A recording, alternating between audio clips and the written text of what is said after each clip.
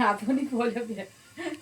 आज त बच्चाहरू पनि कहाँ गयो, बुढो पनि कहाँ गयो। आज म एक्लै छ, बाहिरतिर होला। आज त ढेँडो खानु पर्यो भनेको।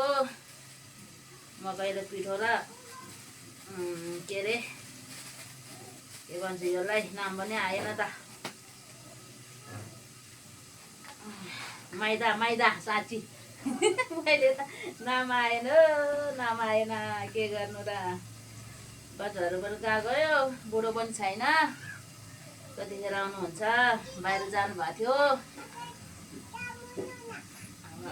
पिठो चलाए तरकारी गर्ने, तरकारी चढाए पिठो त्यो गर्नुपर्ने। मेरो त बिजोग छ त हो साथीहरू।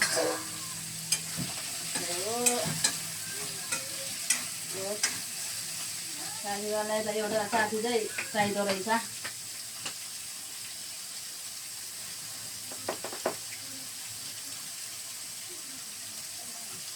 कस्तो हुन्छ अब राखेर हेर्नु पर्यो। के अरे उठे पनि हालेको छैन, थोरै तामा हाल्नु पर्यो। त्यसमा मासुमा ढेँडो मासु ल्याएको थियो, कस्तो पो ढेँडो खानु पर्यो भनेर ल्याएको। हेरौँ अब बुढोले गाली गर्ने हो कि, बुढो पनि सोधेको छैन। हाल्नु हुँदैन, धेरै भयो क्या हो, थोरै भन्ने ठाउँमा।